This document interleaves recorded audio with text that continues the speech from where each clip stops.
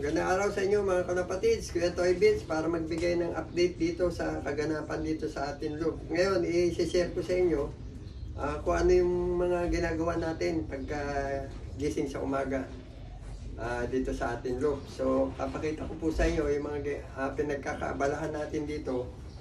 Hindi lang basta kalapate, marami pang iba. So, i-share ko po sa inyo. At makita nyo naman kung anong ginagawa ni Kuya Toy Bits pagkagising sa umaga. Minsan hindi pa nga nagkakape. Ito, nagtatrabaho na rito sa ating mga alaga natin, mga kalapate. Bukod pa sa kalapate, meron pa pong iba, ipapasilip ko po sa inyo. Tara, samahan nyo po si Kuya Toy Bits. Papakita ko po sa inyo itong ating mga alaga.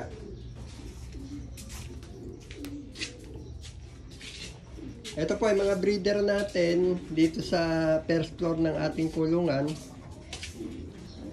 Ito po yung ating mga Japan. So, may first class na tayo. Kagaya po nitong Morris Gordon na to. Ayan o.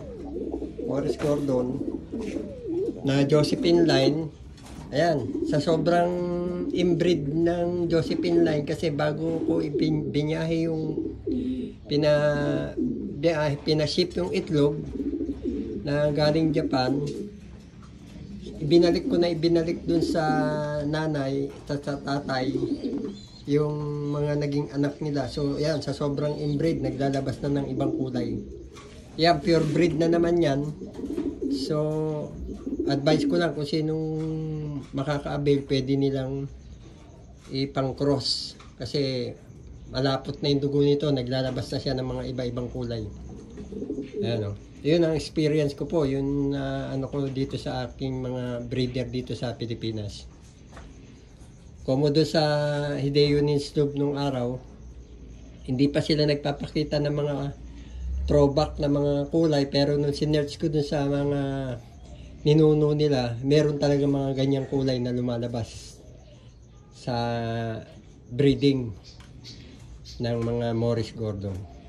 So ito po, yung second clutch nito, pwede ko na pong i-out kung sakaling sino man ang interesado dito sa Josephine line natin na Morris Gordon. So, ito, i-stock bird ko muna to, yung susunod na itlog. Pero, i-akit ko muna sila uli para makaligo, mainitan, sabay purga. Konting, kondisyon, back to condition sila. Tsaka natin papaitlogin ulit. Ganun ang sistemang ginagawa ko para lang healthy pa rin na magiging anak nila. So, yan. Ito naman, yung isang Morris Gordon.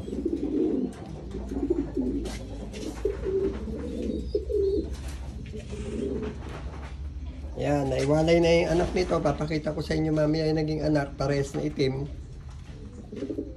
Ayan, ang itlog na naman. So, itong second clutch na to, pwede na natin i-auto to. Kaya, mag-message lang po kayo kung sino interesado. Pero meron na nagpa-reserve nito eh. Kung sakaling may swerte at mapisa, kung hindi man, yung susunod uling itlog, may nauna na po. Pero kung itutuloy niya, depende kung magandang bulas yung magiging anak, siguro, at makikita niya. Itutuloy niya yung pag-a-avail, pero kung hindi, dadagdag po natin sa stock bird yung susunod na lang. Yan, napurga uli yan bago ng itlog. Purga, paligo. Ganyan ang sistemang ginagawa. Ito naman yung 019 na Blue Bar Jansen. Ayan o. First clutch niya, nasa taas na.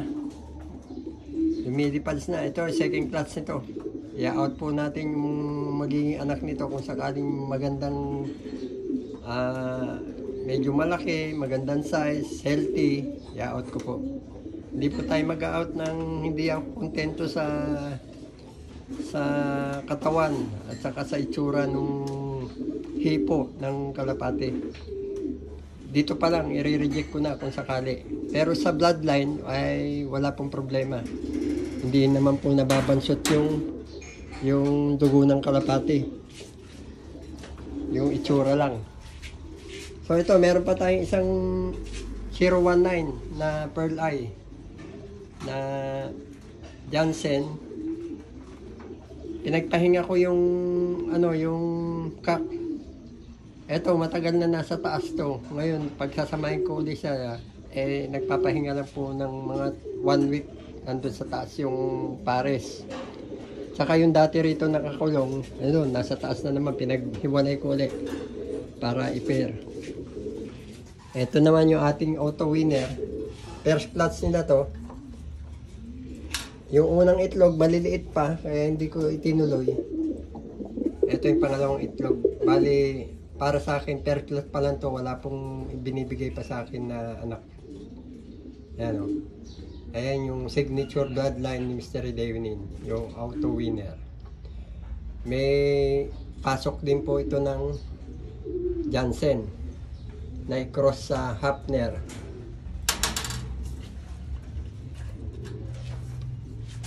Ito, panibagong pair ko. Pinatanda ko muna yung mga sumusunod na mga galing Maynila na mga direct na itlog na napisa po.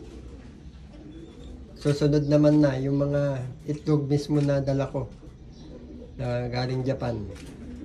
Mahirap pag bata eh. Hindi balik kung bata, ang experience ko po, pag bata yung lalaki, kailangan mas matanda yung hen. Kasi yung hen, madidevelop yung eggshell, parang magbubuntis siya. Hindi bali yung kak sasampa lang yan, magbubuhos lang ng similya. At least mas agresibo pagka mas bata. Ayan o. Mga auto winner, signature bloodline ni Mr. Devinin.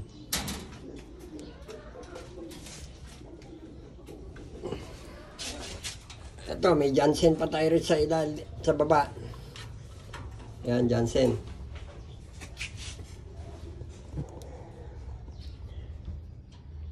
Yan, Jansen po yan. Oh. Second clutch na yan. Pero may nag-reserve na po itong second clutch. Yung first clutch nandun na sa taas. Lumilipad-lipad na dun sa malaking kulungan. Ito, second clutch na to. Dalawa na naman. Oh. Sipag mag-alaga, ang lalaki ng inakay.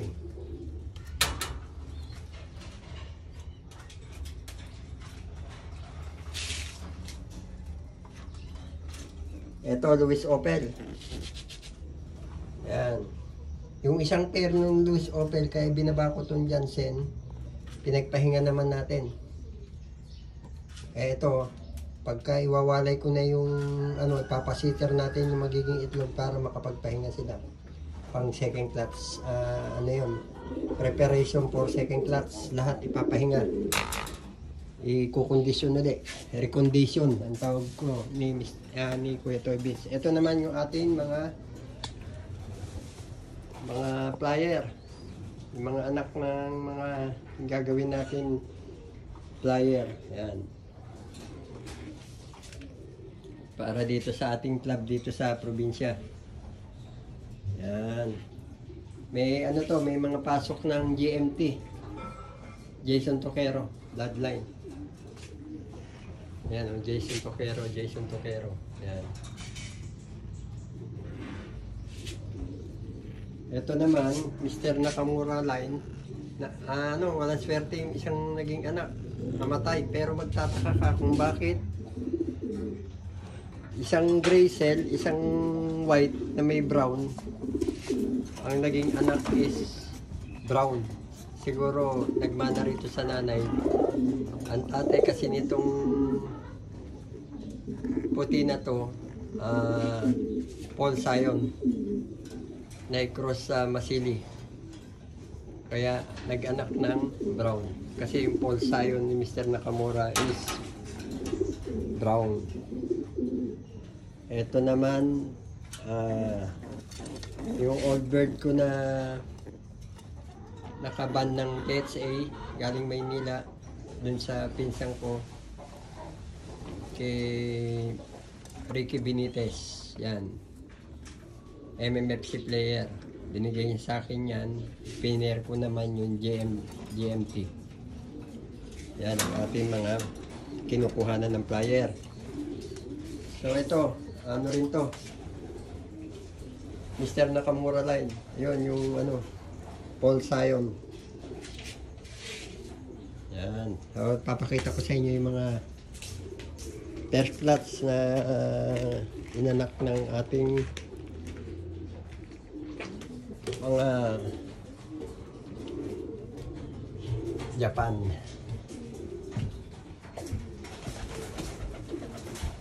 Yan, ito sila. Andyan yung iba sa taas. Yun. Binoviewing ko rin sila just in case makawala. At least alam nila kung saan sila galing. Yan o, yung black dyan na dalawa. Yan, tsaka ito, tsaka itong dalawa. Yung isa, hindi. Ano yan? Nauna yan. First class yan. Tapos ito na yung sumusunod sa mga nahuling ng itlog. Ubus na yung tubig, oh. Andito naman yung ating mga flyer. Yan. Pakita ko kayo yung mga flyer natin. Pagka na-batcher ko to, bali 20 na ang ating flyer. Meron din na overfly na dalawa. Yung unang tinuruan ko kasi wala pa akong flyer. Yung unang tinuruan ko dito sa loop, nawalan tayo ng dalawa, na overfly yung dalawa. Ito sila. Yan, gaganda. Ang lalaki. So kahapon nagdagdag ako ng 5. Hindi ko binigla yung 18 heads na inakyat ko rito. Patatlo-tatlo lang ang sinasabay ko dito sa mga nabatcher ko na, pero ngayon kahapon sinyek ko yung mga ring nila, 5 ang dinagdag ko, pero hindi ko papapakawalan. Inaano ko muna sila, sinasanay ko sila na magkakasama para hindi sila nag-aaway-aaway kasi baka magtampo, mag-overfly. Kaya yan. Ano natin, sanayin muna natin sila mga isang araw, 2 araw, pangalawang araw, papakwalan ko na yan. Pero itatabi ko muna yung mga bago. Unahin ko muna paliparin yung mga unang na batcher pagka napagod. Kasi baka mag-ranging. Mawala yung hindi kayanin ng mga bago. Yan. So yung ibang pa naman pinagkakaabala ni Kuya Toby, papakita ko sa inyo. Pagbaba natin. Papasilip ko sa inyo ulit itong ating mga direct na itlog na galing Japan. Pinatatanda natin pero okay na. Pinahanda na natin yung paglalagyan nila. Yan. Tanda na, halos isang taon na itong mga to, kaya ready for breeding na sila. Yan. Pipilay tayo. Yung isa-isang nagpapisa, may napilay na isa. Yung sa kabila, may napilay din isa, parehas babae. Sayang. Isang Jansen, tsaka isang Morris Gordon yung napilay. Yan, pinapabayaan ko lang dyan. Ito naman yung Jansen natin, no? Mukhang neto eh. Sobrang pure breed na Jansen, kaya yan o, kakyan. Ito yung hen. 019 bloodline yan. So itong kulay na to, nung tinignan ko yung mga pamphlet ng matanda, yung amo ko na Misery de Unin, may napa-champion siya na lumabas na anak ni 019 na ganyang kulay. Nagto-throwback ngayon sa akin. So yan, i-maintain natin yung ano na yan. Kung yung unang nilabas nilang anak nila, kung isa lang sa unang itlog nila, kakulay nung nanay. Yun, yung pinakita ko kanina. Yan, papakita ko. Kakulay na nanay. Yun. Yan siya, oh. Yan yung unang anak. So, hindi ko pa i-out yung pangalawa kasi nga, isa lang kung dalawa sana yung pinisaan. Sa unang itlog, i-out ko na itong second class. Pero isa lang, kaya sa akin muna uli yung second class. Sa pangatlong itlog na, Pero papahinga po sila ng mga 15 days bago po natin paitlogin ulit. So doon tayo sa baba, papakita ko po sa inyo yung mga ibang pinagkakain. Abalahan ko rito.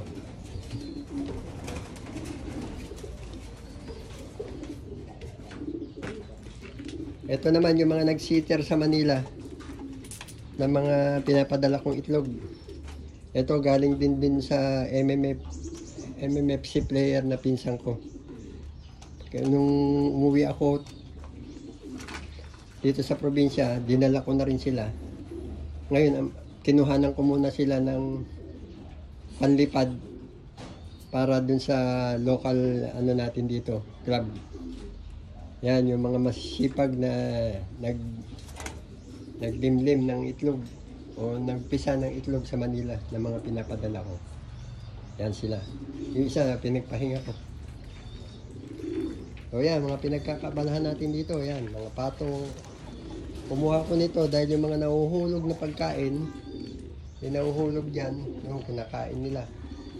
Kaya may nagbigay sa akin ng isang pares na pato. Tinanggap ko para lang dyan sa mga nahuhulog na pagkain. Saka to. Yan, mga manok na yan, oh.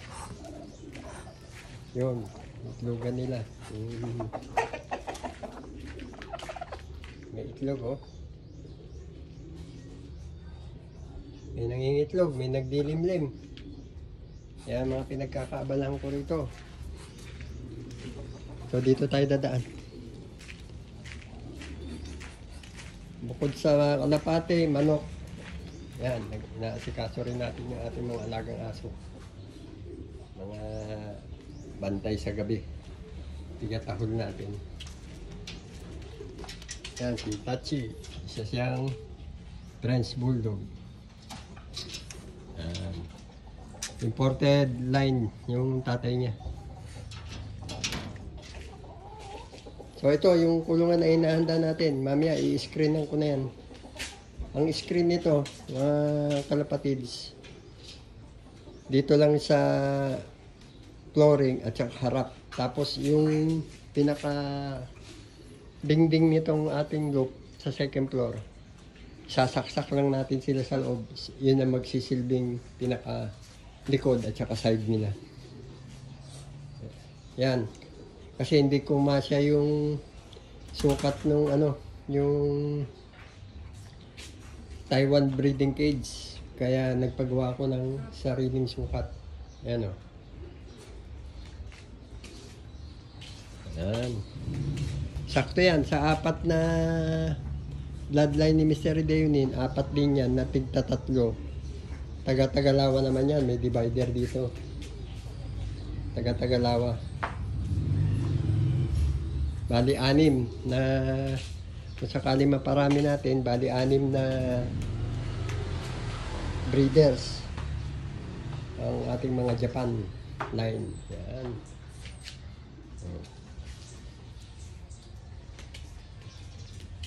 Yung ating service, oh. Bagong washing. Ilang araw umuulan, puro putik. Ayan, hinugasan natin para hindi maluma. Ayan, mga pananim natin, oh. Tanim tayo ng talong, masipag mamunga. Oh. Sa Manila, wala atang ganito. O, meron na rin yung ang tawag dito ay elephant ear na gabi. Laki. Dati, mahal daw yung ganyan eh. Pero doon sa farm, hindi ko siya kinuha. Meron pang dalawa rin. Yan, pinagkakabala natin. Yan, minsan, tinatanggalan natin ng damo yan. Yan yung isang aso natin, no?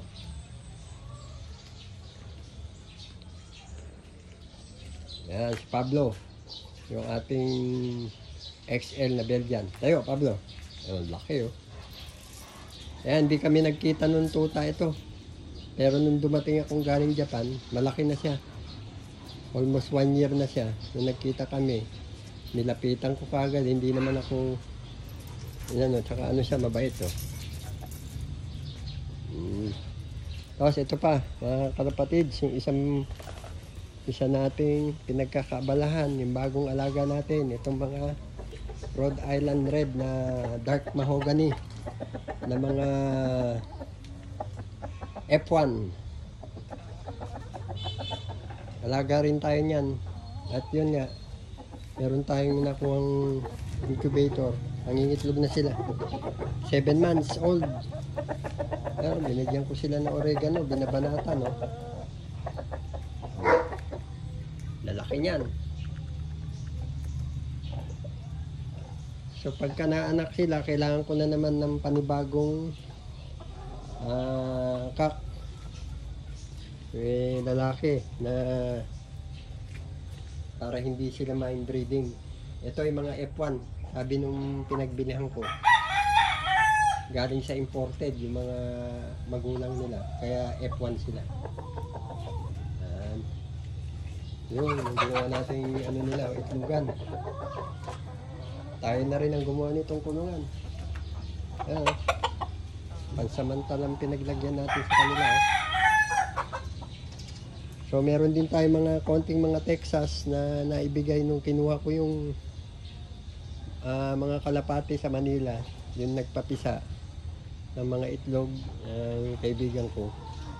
Meron siya mga alagang ito mga sisito na kinuha ko, maliliit pa. Ngayon manok na, oh. Yan, mga binigay sa atin yan. Yun, oh. 4 na inahin, isang lalaki. Ito sa iba, yung isa-isang nagpapisa, binigay niya rin sa akin yan. Ang kanawayon na yan. Yan. So yan ang pinagkakabalahan ni Kuya Toy Beats dito sa ating loop. So ito yung sinasabi ko sa inyo, na incubator, yung mga itlog nun. Kapag salang na tayo ng unang salang, yan, obserbahan natin within 21 days. Ang hatching date niya is November 9. Sana maraming mapisa. Ang bilis mag-drain ng tubig, oh. Ano, dadagdagan natin ng tubig. So pag may bakanting araw ay oras, araw naman tayo, dito naman tayo sa mga isa sa mga business natin, mga bisikleta. Ayan, mga galing Japan lahat yan.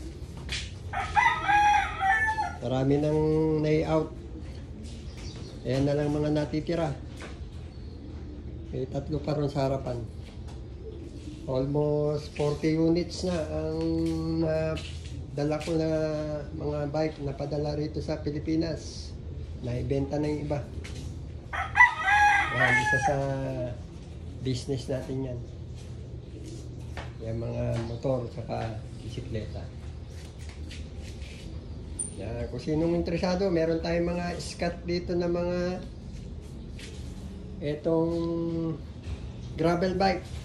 Meron tayong 2-3 gravel bike pa. Saka may scat pa tayo na pang racer, pang road bike.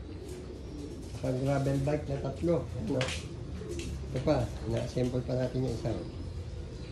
Yan, kung sino interesado, PM lang po. So, yan.